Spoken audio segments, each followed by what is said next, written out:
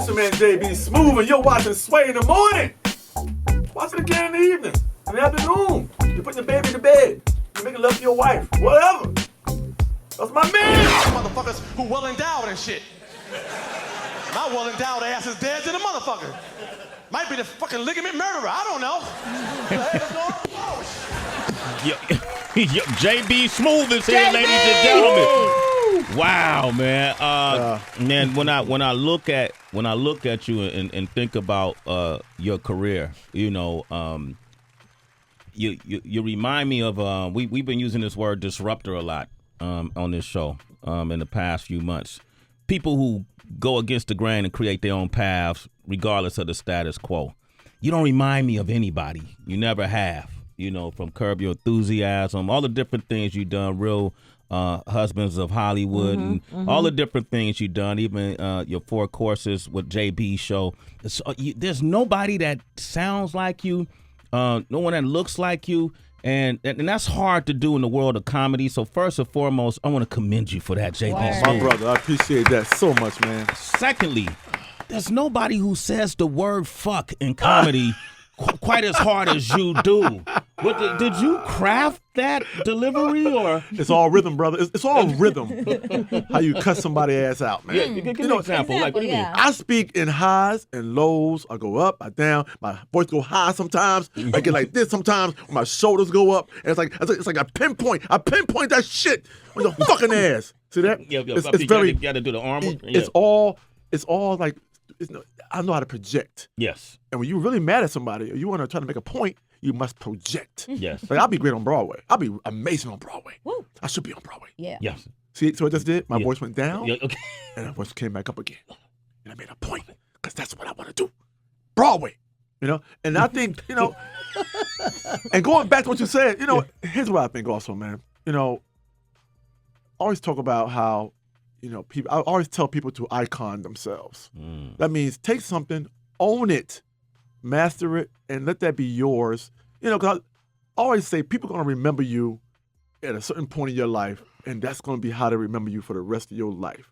Like, from this point on, I would take that, what you just said, and run with it, and I would take that and hope that is the impact I have on people. Because then, when I'm like 75, 80 years old, I don't want people to remember me at 80. I want them to remember me at my high point. You know, I want to be like, if I inspire you, I want you to think back and remember when I inspired someone, whether it's a kid, whether it's another artist, whoever it is. But I think we all should strive to icon ourselves in a moment where we feel like we're at the top of our game and we do what we do and we've mastered what we do. And we're proud of the work we put out, and we're proud that we rubbed off on some people. And that's what you want to be, how people to remember you by. Right. JB In that Smoove. moment. Yep. You know, we actually have a lot in common, Heather B. Talk to me about it. I mean, number one, I'm a guest on the new season of 4 Courses with JB. I'm hating. But I'm not even talking about. We actually co-starred in a movie together, and that's on the MSG channel too. We co-starred in a movie together. Wow. Top 5. Yeah. JB, what was your role in that movie? Oh, top 5. I played Chris Rock's right-hand man. What was your name? You know, what was my name in the movie? What was my name in the movie? No. What's my name? What's my name? What's my name in the movie? What was your name in the movie? What's my name in the goddamn movie? But it wasn't your name. No, it's not my name. Yeah. I'm Silk, baby. Silk. You don't see the goddamn movie. Okay. See, I got y'all. I fucking got y'all. Y'all don't know my goddamn name in the movie. Yeah, but We know Sway. I'm putting him on the spot. Silk is my goddamn name. You was in the movie with me? Yes, I was. Why you asking me my goddamn name in the movie I then? didn't ask you that. Heather asked you that. Y'all know the goddamn movie. Y'all supposed to know my goddamn name in the movie. You supposed to be in the movie with me. You don't know my goddamn name? voice Why you is asking me loud. my name in the goddamn movie for? Heather. Silk. Okay, Silk. Your name was Silk in the movie, JB. Because I'm cool. I was Chris Rock's right-hand man. And, you know, I'm the dude that, I do what my man AB does. Yes. He makes sure everything's good. And the only person who can make somebody look that good is a guy named Silk. He's smooth. He comes in, he handles the schedule, he makes sure everything goes smoothly. If there's a problem, he's gonna make a problem go away. If there's an issue, he's gonna make that issue work. He's gonna take everything you do and make it run smoothly, because you are the artist, you gotta be creative. You can't be worrying about the car service. Can't be worrying about ladies coming to get your phone number. Can't be worried about none of that stuff. Everything should run flawlessly. And a brother named Silk can do that. JB Smoove, ladies and Jesus, man. gentlemen. It was a great movie, though. It's a Chris great- did an amazing job in the movie. The movie was fabulous. Yes. And I truly enjoyed. Now, his would work sometime in a movie. You know, not just a character's name, Silk. That works. Of course, that works. Yeah. But what also works is your relationship with someone who you admire. You know, Chris called me to be in the movie. I was very happy to be in the movie, and that means that when we have a working relationship that works on and off camera. You know, in between shots, me and Chris joked around. We talked about all kind of crazy stuff. You know, but that keeps the scene going. Yeah. The energy going. The relationship on camera looks great. You know, it's easy to give someone an audition and let them audition for a role. But if you don't have a connection to them already, I mean, me and Chris have worked together several times. Yeah. You know, I was on the Chris Rock show with him. Yeah. I did Pootie Tang Sarate Yeah. with him. You did SNL? We've done several I've things played some together. together, Yeah. So it works. And he's a smart guy. And he cast me in the movie. And I got a chance to actually do what and I gave my version of how I think a role manager should handle things. Yeah. You know, and it was great. It was great. was Did great. you've talked to Chris about the whole, all the backlash against the Oscars and people asking him to, protest at all, and not do his hosting duties?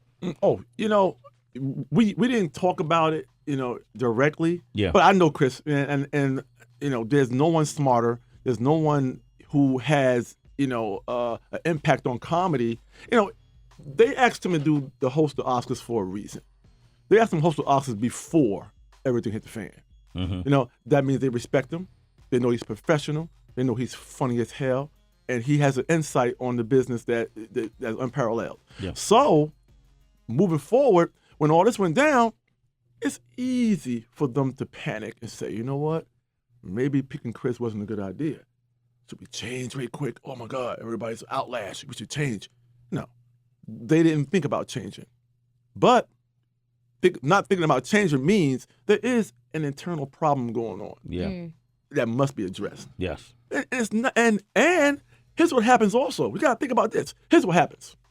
When you are put in this position, not only are you addressing the Oscar issue, you are addressing a lot of issues. Yeah. This is just one piece. But because this is being addressed in the right way, Chris gonna go on that stage because he's good, he's professional.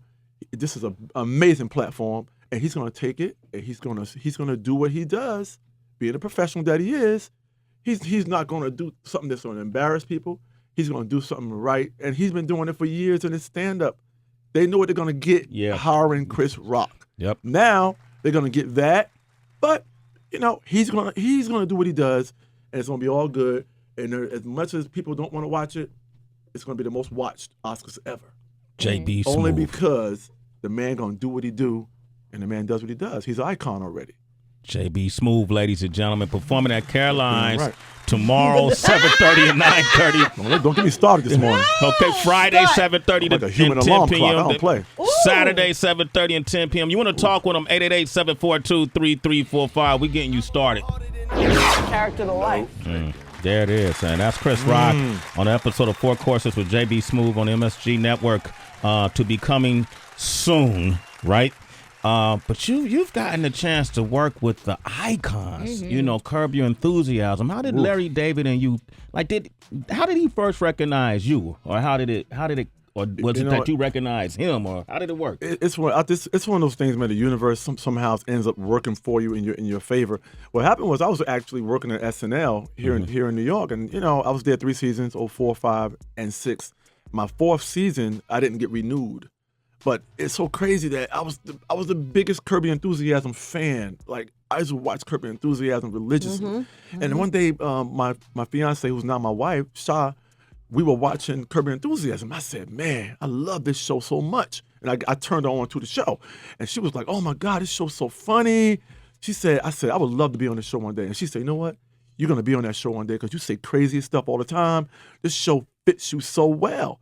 I didn't get renewed. And I'm telling you, less than a month and a half, I was on Curb Your Enthusiasm. It was crazy.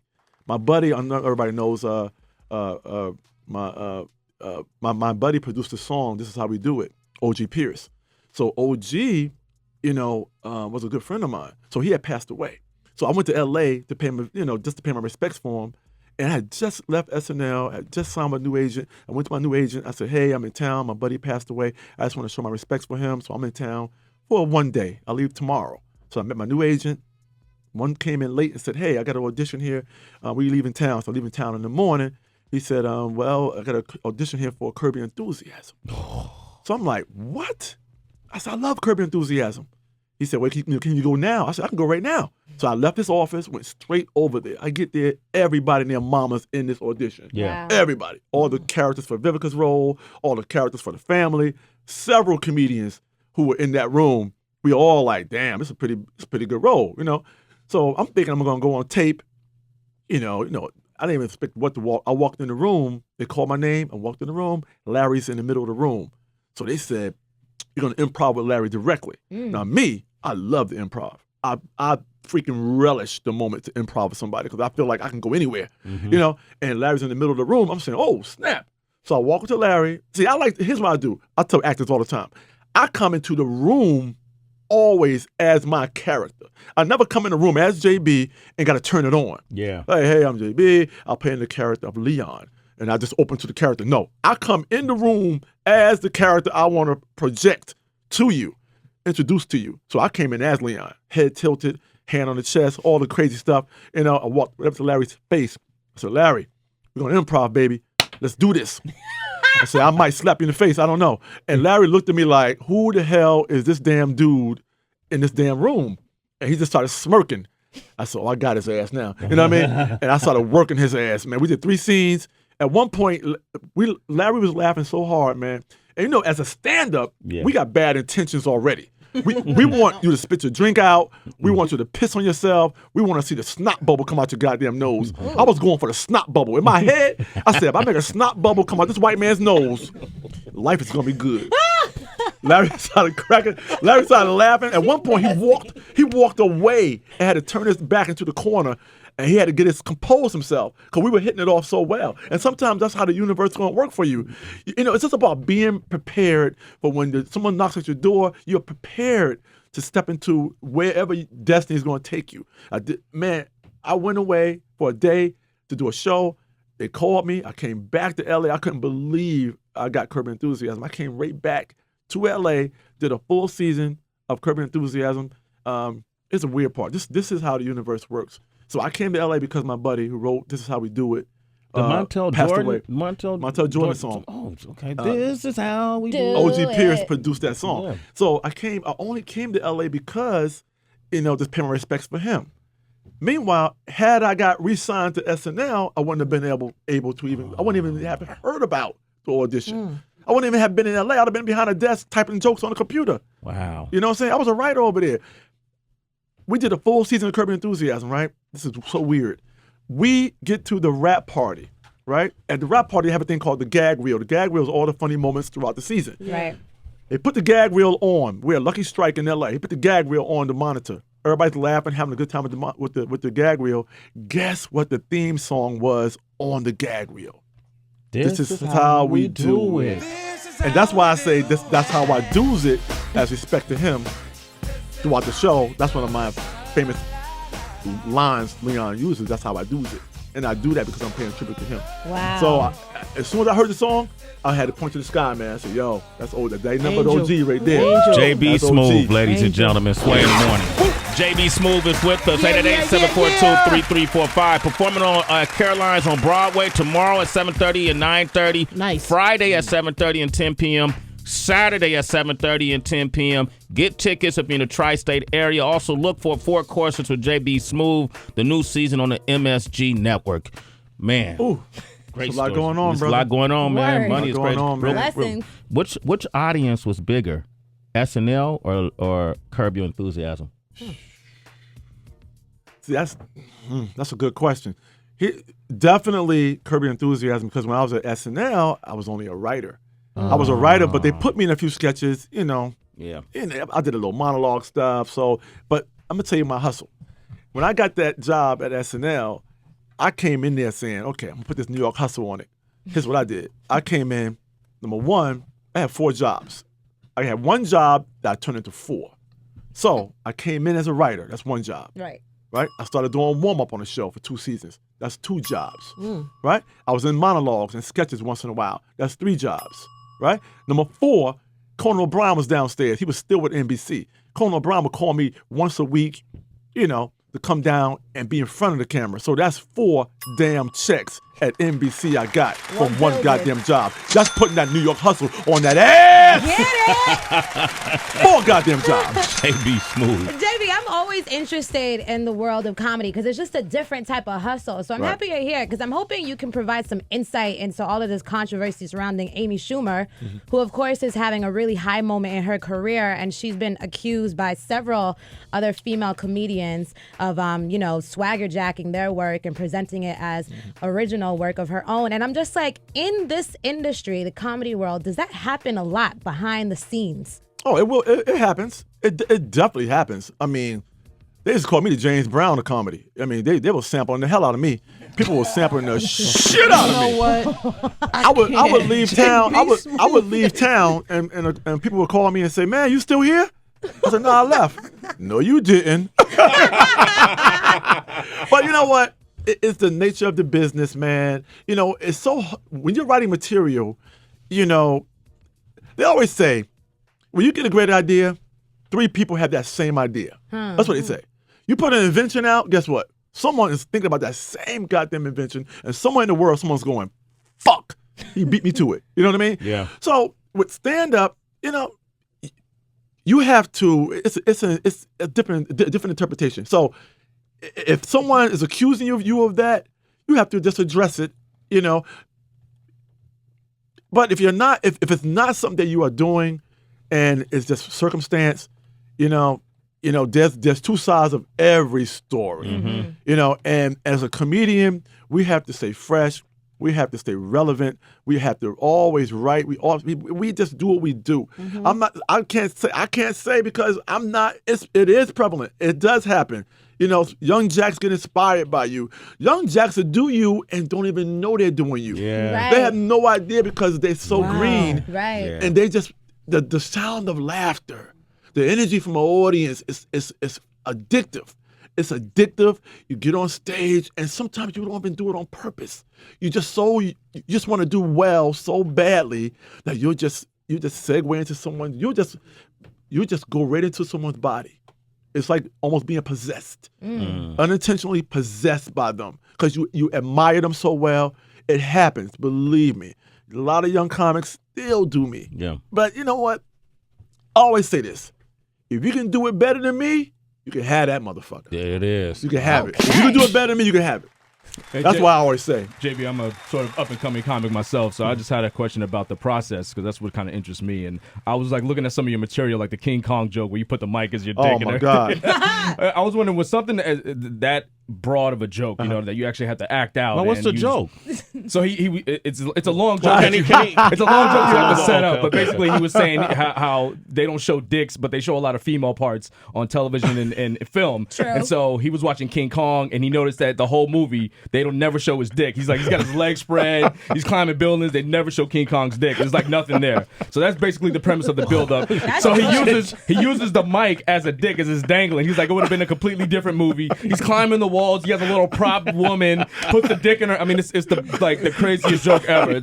You gotta watch it. Anyway, Let me tell you something. Yeah, I'm sorry. But what I was wondering is when you come up with something that like a joke that's phenomenal. Right. Do you have like a go-to guy, like one of your homies? Do you go to other comedians, or do you just trust yourself? Like, I know this shit is gonna work. I'm gonna tell you something about that special. That was the first special I've ever done. Number one, and 40%. This is something I wouldn't recommend anybody do, but 40% of that special were bits I have never done ever on any stage. Just in my head, did them. That was the first time I ever did King Kong. I wrote that day. No, I had it in my book as an idea for a joke. So I would recommend anybody do that. I like to walk on a tightrope. So that process, I write my own material. I write on stage.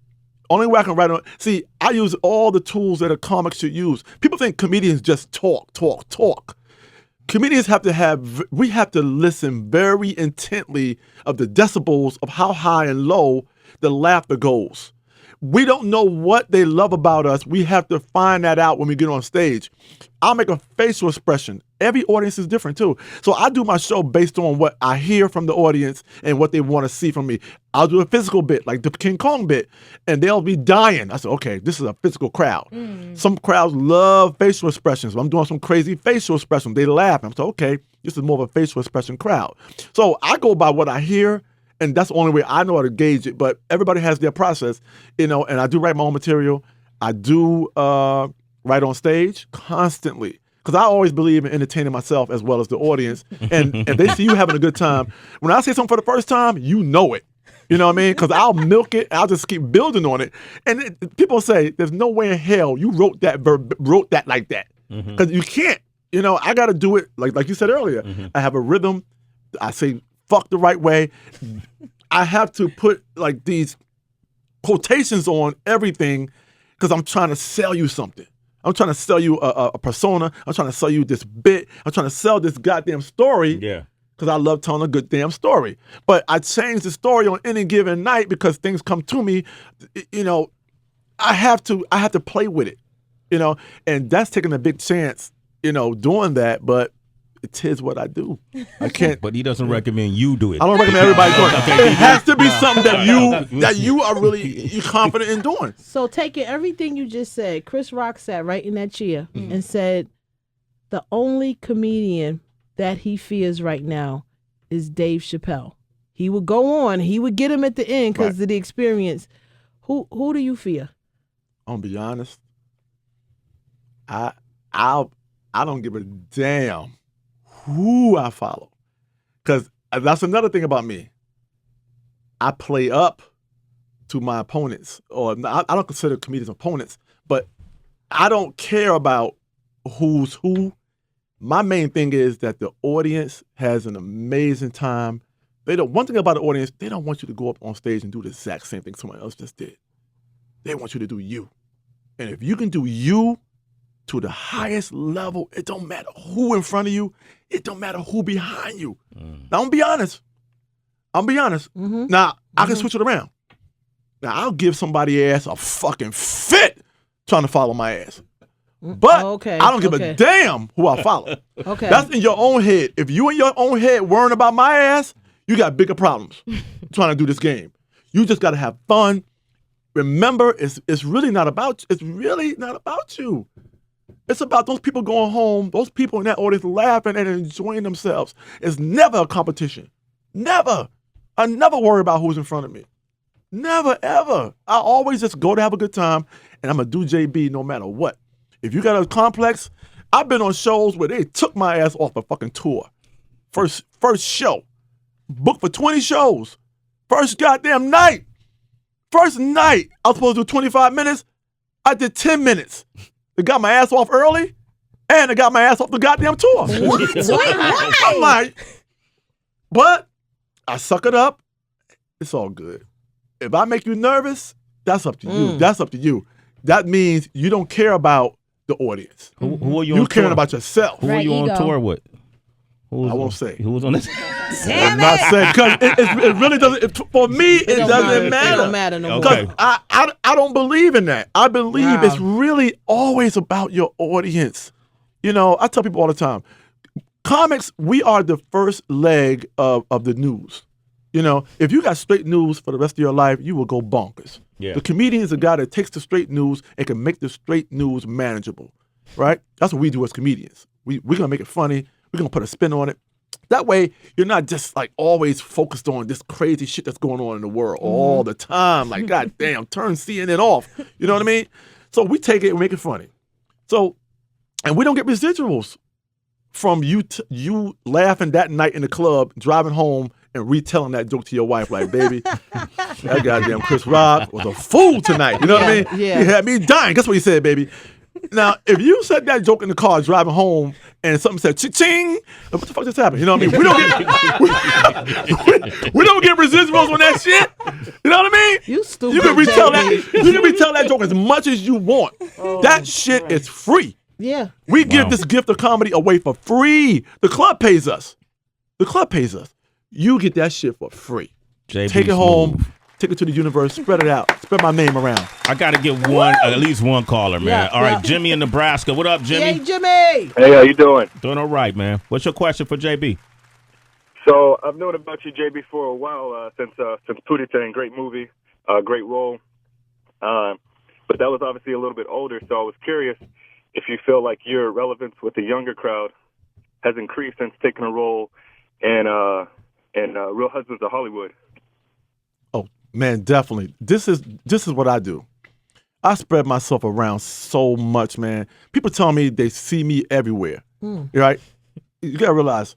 Here's what I think about comedy. Comedy is not just hopping on that stage and not just hopping in the movie. Comedy is also not just taking everything. What you do in your business is also, you got to turn shit down. You got to turn shit down. Because here's what I say about turning things down. I turn so much stuff down. You would not believe. And I'm still visible. But I'm picking the right things that I know I can do. I don't want to waste my time, but the main thing is I don't want to waste your time. If I feel like I'm not going to come in there and give you 150%, I'm not going to take it. That blessing can go to somebody else, and they can progress in their career. So I spread myself around. So you see me in Real Husbands. You'll see me in Barbershop 3. You'll see me in Amaya's Christmas. You'll see me on a Budweiser commercial, the NFL commercial. You'll see me doing correspondence work at the NFL for the Super Bowl this week. You'll see me doing everything. You'll see me on 4 Courses with JB Smoove. You'll see me doing a numerous amount of things. Branded entertainment, Nike commercials. You'll see me doing Rent.com commercial, whole campaign. This is all. This is drop it. As much. It's great. It keeps me visible. It keeps me relevant. And like I said before, I truly believe the image of myself in this moment right now is where I want you to remember me being visible, me being everywhere, you seeing me on TV, you being motivated by me to do this same thing I'm doing. It can be done by anybody. You know, I spread myself around for a reason. But at the same time, I turn down a lot of shit, man, because I believe someone else can take that and run with it and do it better than me. All right. You know? Jimmy, thanks for your call. Power and No. The Power and No. That's the name of the new book. JB Smoove, ladies and gentlemen, at Caroline's.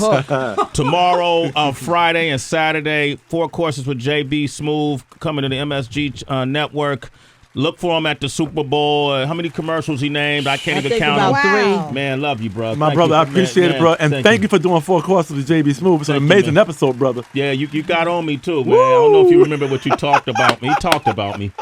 JB got on me. But we'll save it for that episode. We'll save it. All right. Up next, we got to get in the gang. It's Sway in the morning, only on Shea 45.